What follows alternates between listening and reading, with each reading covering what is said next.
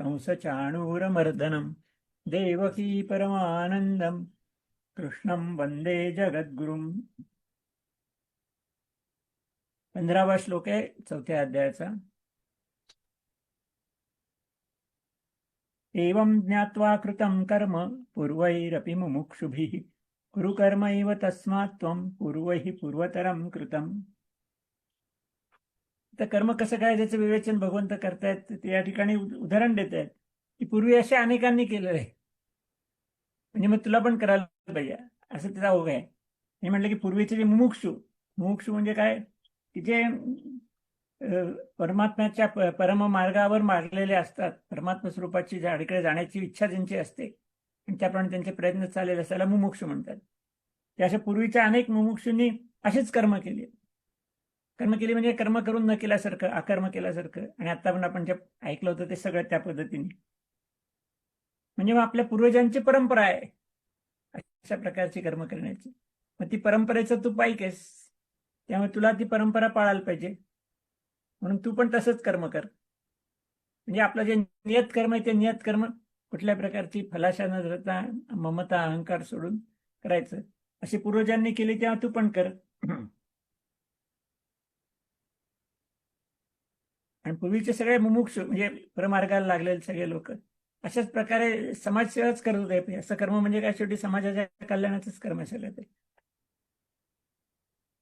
पुढच्या श्लोकात आणखीन तपशीलवार सांगतायत ते. किम कर्मेति कवयोप्यत्र मोहिताः तत्ते कर्म प्रवक्ष्यामि यज्ञात्वा मोक्षसे शुभात. हे कर्म काय आणि अकर्म काय. कर्म म्हणजे फळाच्या अपेक्षेने केलेलं कर्म वगैरे, अकर्म म्हणजे तसं ती अपेक्षा नसताना केलेलं कर्म, हा फरक आहे.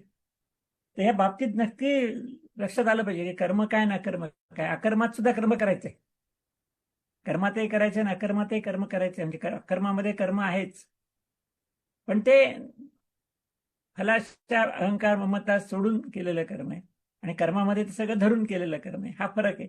ह्या संदर्भात भगवंत म्हणतात की बुद्धिमान पुरुष देखील संभ्रमात पडतात की कर्म काय आणि अकर्म काय. त्यांना वाटतं अकर्म म्हणजे कर्मच करायचं नाही. तर तसं काही नाहीये, कर्म तर करायचंय पण अशा पद्धतीने कर्म करायचंय. त्यामुळे भगवंत या ठिकाणी म्हणतात हे जे कर्माचं तत्व आहे हे मी तुला नीट समजावून सांगेन. म्हणजे आणखी पुढे खुलासा करणार आहेत भगवंत, ते आणखी नीट जरा समजून सांगतोय. ते तू समजून घे, त्याप्रमाणे कर्म कर, म्हणजे मग तू कर्मबंधनातून सुटशील. म्हणजे अंतिम प्रश्न काय, कर्मबंधनातून सुटणं हेच आहे. म्हणजे काय असं की एखादं चुकीचं दिसतं कर्म पण ते बरोबर असतं. जिथं कर्म आणि अकर्माचा जो भेद भगवंत सांगणार आहे तो या ठिकाणी लक्षात घ्या. किंवा शरीर वाणी मन यांच्या मार्फत सगळे आपण कर्म करत असतो आणि त्याच्यामध्ये ह्या सगळे अहंकार असतात, ममता असते, फलाची अपेक्षा असते. म्हणजे जाणीवपूर्वक आणि सप्रयोजन केलं जातं, ठरवून करतोय. म्हणजे त्याचं योजना असते सगळी त्या कर्माची. मी असं कर्म करणार आहे आणि त्याप्रमाणे तो करतो. तर ते कर्म आहे, आपोआप झालेलं कर्म नाही होत त्याच्यामध्ये. म्हणजे उदाहरण देतो का, लहान मुलगा आईशी जर झोपेत त्याचा पाय लागला आईला, मग ते काय चूक नाही त्याची, कारण त्याने काय हेतुपुरस्सर केलेलं नाही. पण दिवसाचा हेतुपुरस्सर लात मारली असेल तर मग ते चुकीचं आहे. इथे पण लक्षात आहे की फरक जो बुद्धिमान माणसं देखील गडबडतात त्याच्यामुळे त्याच्या झाशीच्या राणीच्या जीवनातला एक प्रसंग आहे. ती किल्ल्यावरनं लढत होती, समोर इंग्रजांचे लोक होते. तर इंग्रजांनी काय केलं की तिथे एक मंदिर होतं, त्या मंदिराचा आधार घेतला, त्याच्या मागून ते गोळीबार करत होते.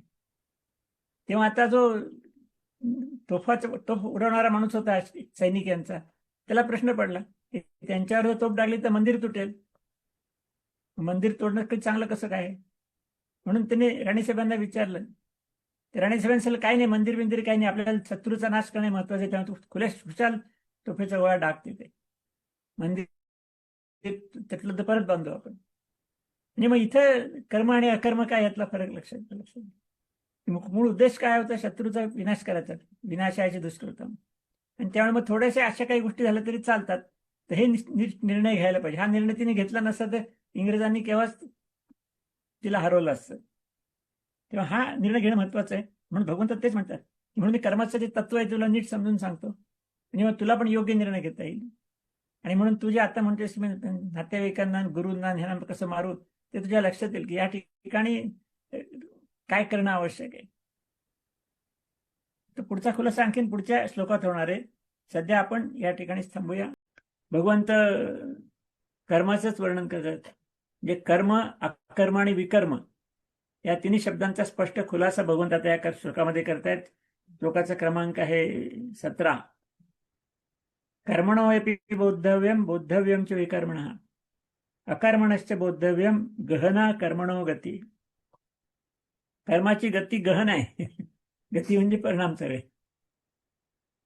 ते म्हणजे कर्माचं स्वरूप जाणलं पाहिजे, तसं अकर्माचं स्वरूप जाणलं पाहिजे. कर्म म्हणजे नक्की काय, अकर्म म्हणजे नक्की काय, आणि विकर्म म्हणजे नक्की काय, हे सगळं नीट समजून घेतलं पाहिजे.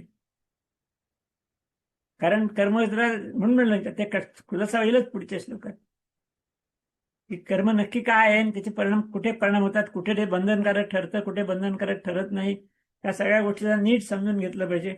म्हणून भगवंत म्हणतात कर्माचं स्वरूप समजणं जरा कठीणच आहे. गहना कर्मणोगती म्हणून म्हटलंय त्याने याच्यामध्ये. आता कर्म जे दुसऱ्यावर काहीतरी परिणाम होतो ते कर्म आहे. पण मग ते करत फलाशा, अहंकार आणि ममता युक्त केलं, आपण सर्वसामान्य माणसं करतात तसं, त्याला कर्म म्हणायचं नसतं. नुसतं कर्म म्हटलं की असंच की ते ममता धरून आहे असं लक्षात घ्यायचं. आता विकर्म म्हणजे तर निषिद्ध कर्म आहे, तेव्हा तो विषय फार निराळा की जे कर्म करायचंच नाहीये, चुकीचं कर्म आहे ते विकर्म आहे, निषिद्ध कर्म आहे, की जे करायचंच नाही तेव्हा त्याचा विचार करायचा नाही, पण ते आपण कोणी करत नाही. पण नेहमीचं कर्म आहे ते अहंकार, ममता आणि फलाशा युक्त आहे. आणि अहंकार आणि ममता, फलाशा अयुक्त, हे सोडून जे कर्म आहे ते अकर्म आहे. जे कर्म सगळीकडे आहे बघा. कर्मामध्ये पण कर्म करायचे, विकर्मात सुद्धा कर्मच करायचे, आणि अकर्मात पण कर्म करायचे. हा महत्वाचा मुद्दा आहे की अकर्म म्हणजे कर्म न करणे नाहीये. नेहमी कसं असतं, अ लावलंय की नाही असा अर्थ होता, पण इथं अचा नाही असा अर्थ नाही. अकर्मात सुद्धा कर्म आहे, कर्मात तर आहेत, निषिद्ध कर्मात पण आहे, पण निषिद्ध कर्मातलं कर्म टाकावे, करून न करण्यासारखं आहे. कर्मामधलं कर्म करण्यासारखं आहे, पण ते फलाशरहित आहे, फलाशासह आहे. अहंकार आहे, ममता आहे, सगळं आहे, असं असलेलं ते कर्म आहे, आणि तेच कर्म आहे. पण फलाशा, अहंकार, ममता सोडून असं ते कर्म सगळीकडे कॉमन आहे बघा.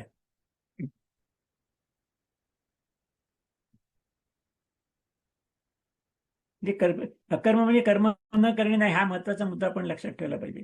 आणि अर्जुन नेमकं तेच म्हणत होता की आपण सोडून जाऊ सगळं, युद्ध काही करायला नको, म्हणजे कर्म टाळायला बघत होता. भगवंत म्हणले कर्म टाळता येतच नाही कुठेच. ते कर्म होईल, अकर्म होईल, विकर्म होईल, पण टाळता येणार नाही.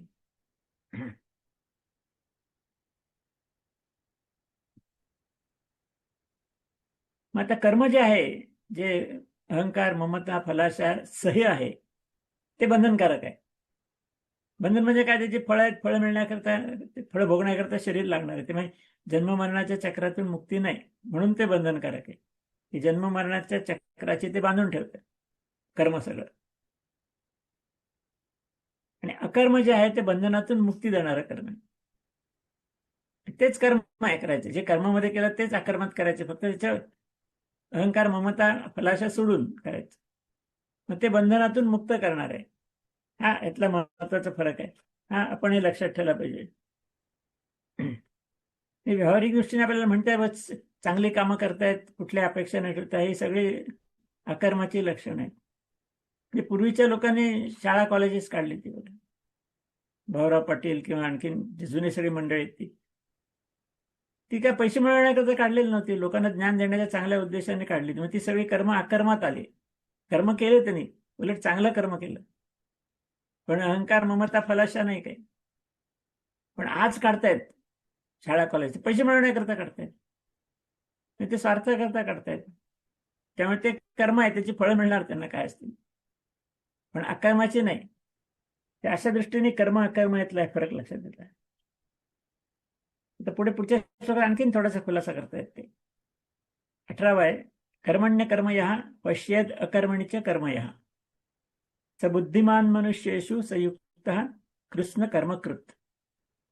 याचा अर्थ असा आहे की जे पुरुष कर्मामध्ये अकर्म बघतात आणि अकर्मामध्ये कर्म पाहतात, आणखीन गुंतागुंत सांगितली, शब्दाची गुंतागुंत, ते बुद्धिमान आहेत खरे, त्यांना खरं समजलेलं आहे कर्माचं रहस्य. आणि मग तोच योगीच आहे, योगी माणसाला समजतं सगळं ते. मग तो योगी कर्म करणार असतो, म्हणजे तो असं सोडत नाही सगळं, जातोच. कर्म सोडायचं नाही. अर्जुनाला तेच सांगायचं की तुझं कर्म सोडू नको. मग आता कर्मामध्ये अकर्म पाहायचं आणि अकर्मात कर्म पाहायचं म्हणजे काय ते थोडंसं आपण समजून घेऊ. मगाच्या श्लोकात आपण पाहिलं, अकर्म म्हणजे जी बंधन निर्माण करत नाही ते अकर्म. हे कर्मच आहे ते, पण बंधन निर्माण करत नाही म्हणून अकर्म. निर्माण करत असेल तर कर्म, बंधन निर्माण करत नसेल तर अकर्म, म्हणजे निष्काम कर्म थोडक्यात. म्हणजे मग कर्मात अकर्म पाहणे याचा अर्थ असं आहे की कर्म दिसतंयच पण ते अकर्मासारखं आहे, म्हणजे त्यात बंधन मुक्त करणार आहे. कर्मात अकर्म पाहणे म्हणजे कर्म करायचं पण त्यात अकर्म पाहायचं, म्हणजे बंधन मुक्त करणारं पाहायचं. म्हणजे अहंकार, ममता आणि फलाच्या सोडून कर्म करायचं, म्हणजे कर्म आहेच, फक्त हे सोडू नये. त्याला म्हणायचं कर्मात अकर्म पाहणे, अकर्मात कर्म पाहणे. अकर्म म्हणजे काय, फळाची आशा, ह्याच्यामध्ये बंधनात न बांधणारं आहे ते कर्म. मग ते तसं करायचं पण कर्म करायचं, म्हणजे फलाशा अहंकार ममता नसूनही कर्म करायचं. म्हणजे कर्म करणं आहेच तिथे सुद्धा, कर्म टाळले नाही तिथे. म्हणून त्याच्यामध्ये अकर्मात कर्म पाहणे. कारण अकर्म म्हणजे कर्म न करण्याच्या अर्थाने होईल. कर्म न करण्यामध्ये कर्म आहे बघायचं असं, म्हणून अकर्मात कर्म पाहणे असं भगवंत म्हणतात.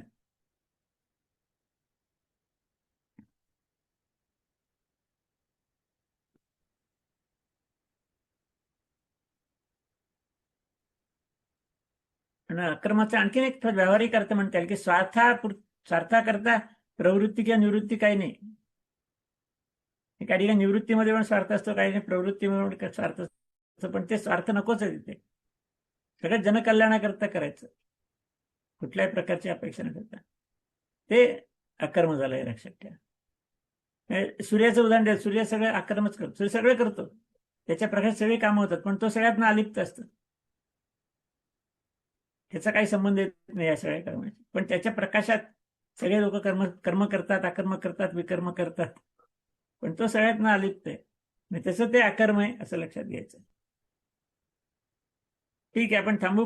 आणखी पुढचा खुलासा भगवंत पुढच्या श्लोकामध्ये करणार आहे, ते आपण उद्या बघू.